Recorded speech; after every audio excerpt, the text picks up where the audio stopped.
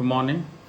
This is Dr. K.N. Singh again from Johor Bahru, and our topic today is corruption strategies uh, to defraud the Rakyaat. I mean, these are strategies all governments have used when they want to get people, members of parliament, to help them out and cite them to form a government. They usually appoint them to a government-linked company with mind-boggling salaries. For example, the Gamuda CEO was paid 200,000 ringgit a day. Can you believe it? And I mean, he had no clue on how to run these companies, which was actually money making. I mean, how can you lose money from collecting tolls? No way. But they spent money like there was no tomorrow and as if it is their personal bank account.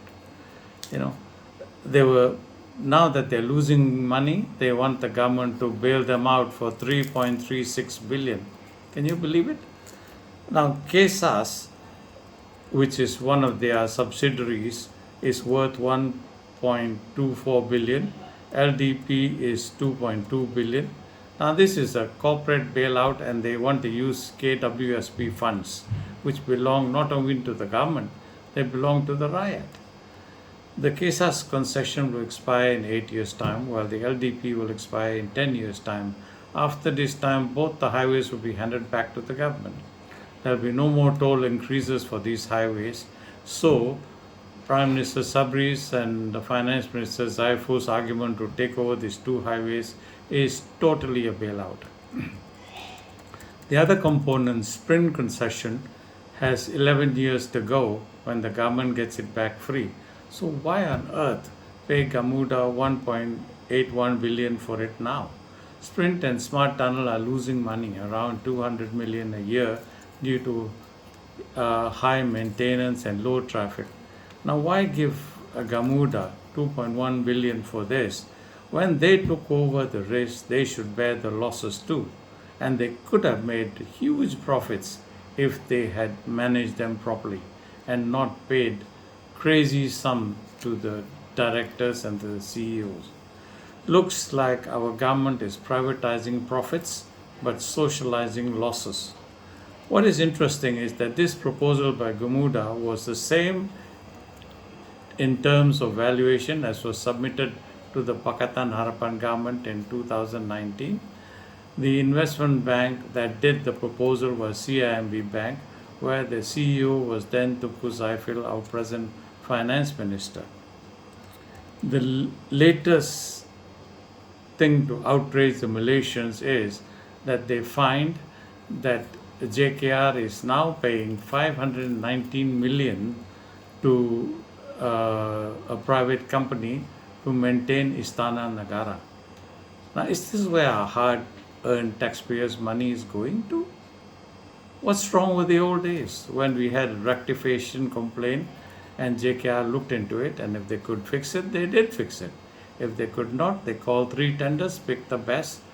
This was great as it was transparent. System, why on earth change? The only reason I can think is in the old system, there was no room for corruption. The Malaysian national debt is rising and now stands at 700 followed by 9 zeros. You work out how much that is. And it is rising by 10,000 ringgit every second. Believe me. How much is due to corruption would be hard to tell. So far, we have only uncovered 1 NDB. Do you think the Rakyaat is stupid? Sadly, very few people in the Rakyaat will raise their voices for fear of repercussions from the authorities.